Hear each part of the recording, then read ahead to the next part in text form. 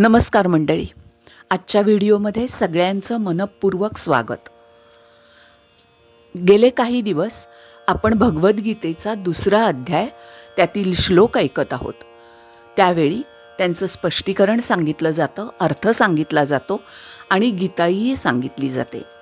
गीताई ही आचार्य विनोबा भावेनी संस्कृतमधली भगवद्गीता ही मराठी ओवीबद्ध अशी लिहिलेली आहे आणि सगळ्यांना ती समजायलाही सोपी आहे.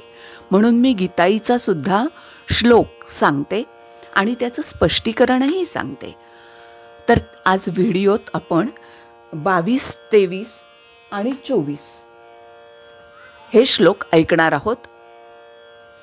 श्लोक ऐकायच्या आधी माझी सगळ्यांना विनंती आहे, आराध्य परितोष चॅनलला सबस्क्राईब करा, व्हिडिओला लाईक करा, शेअर करा आणि व्हिडिओखाली कमेंट नक्की करा.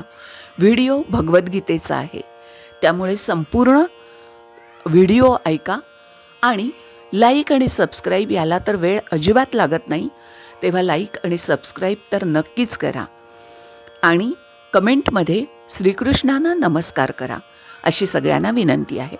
चला तर ऐकूया भगवद्गीतेतील दुसरा अध्याय. ओम श्री परमात्मने नमः. श्रीमद्भगवद्गीता अथ द्वितीयोऽध्यायः. श्लोक क्रमांक 22.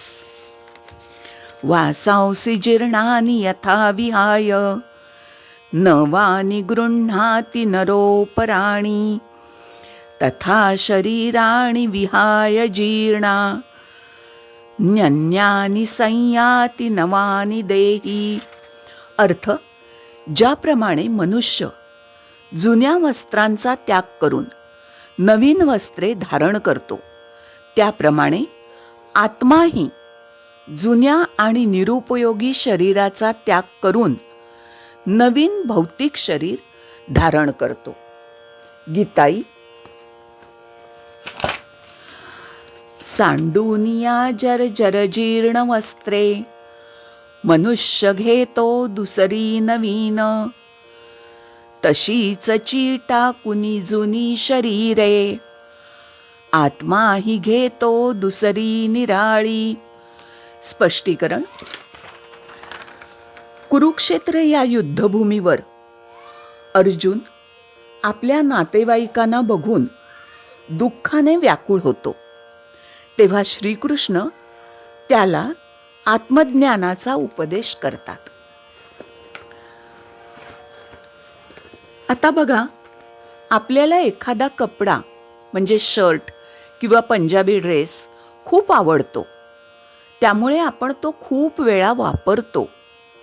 स्वाभाविक तो कपडा जुना होतो, फाटतो. मग त्याऐवजी आपण नवीन कपडा घेतो. नवीन कपडा घेतला तरी जुना कपडा टाकता येत नाही, कारण आपलं प्रेम त्या कपड्यावर बसलेलं असतं, म्हणून आपण तो टाकत नाही. नवीन कपडा घालायचा असेल तर जुना कपडा टाकून द्यावा लागतो. स्वाभाविक आपण तो नवीन कपडा स्वीकारतो. नवीन कपडा घालून आपण छान दिसतो. आत्म्याचंही तसंच आहे. आत्मा जुने शरीर सोडतो आणि नवीन शरीर धारण करतो. मृत्यू म्हणजे आत्म्याचा नाश नाही, तसेच आत्म्याचा शेवटही नाही. फक्त बदल होत असतो. त्या आत्म्याच्या नवीन प्रवासाची सुरुवात होत असते. म्हणजेच आत्मा अविनाशी आहे, हे जसं आधीच्याही श्लोकात वेगवेगळ्या उदाहरणातनं आपण ऐकलं, तसं ह्याही श्लोकात कपड्याच्या उदाहरणावरनं आपल्याला सांगता येईल. आता श्लोक 23. नैनं छिन्दन्ति शस्त्राणि नैनं दहति पावकः न चैनं क्लेदयन्त्यापो न शोषयति मारुतः. अर्थ, या आत्म्याचे कोणत्याही शस्त्राद्वारा तुकडे करता येत नाहीत. अग्नीद्वारे त्याला जाळता येत नाही.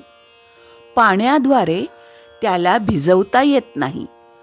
तसेच वाऱ्याने त्याला सुकवताही येत नाही. गीताई. शस्त्रेन चिरती ह्यास, ह्यास अग्नीन जाळीतो. पाणीन भिजवी ह्यास, ह्यास वारान वाळवी. स्पष्टीकरण. ह्या स्पष्टीकरणात प्रत्येक ओळीचा आणि शब्दाचा अर्थ ऐकूया. कोणत्याही शस्त्राने आत्म्याला कापता येणार नाही. श्लोकात काय म्हटलंय? शस्त्रेन चिरती ह्यास. नैनं छिंदंती शस्त्राणी. शस्त्रांनी, कोणत्याही शस्त्रांनी आत्म्याला कापता येणार नाही. त्याच्या पुढे काय म्हटलंय?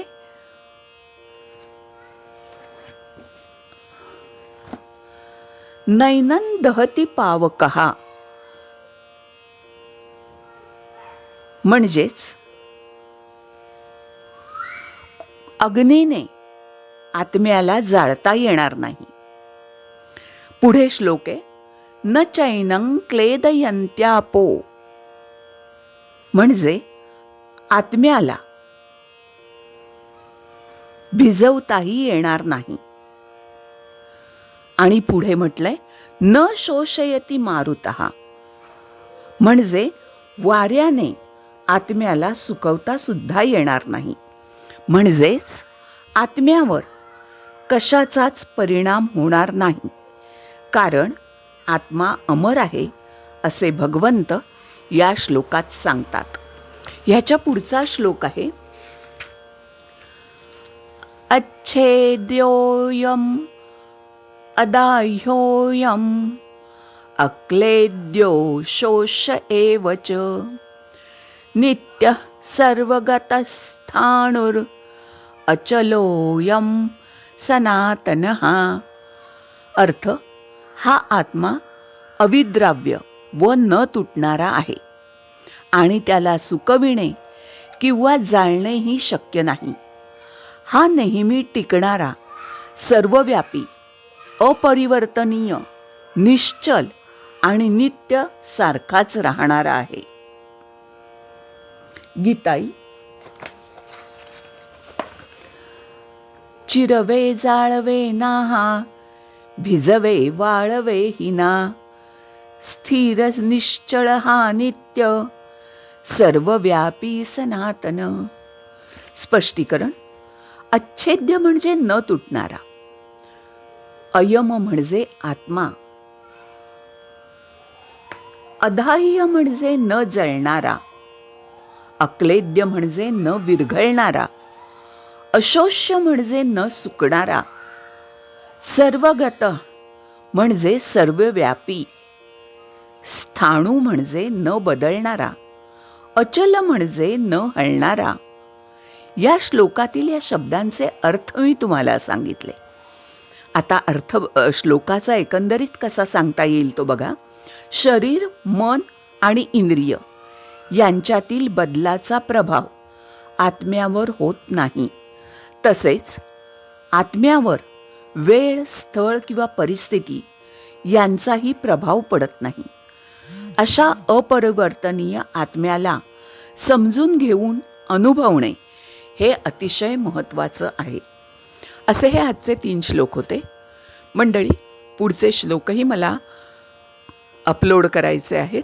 सगळ्यांनी नक्की ऐका आणि चॅनलला सबस्क्राईब, व्हिडिओला लाईक नक्की करा. धन्यवाद.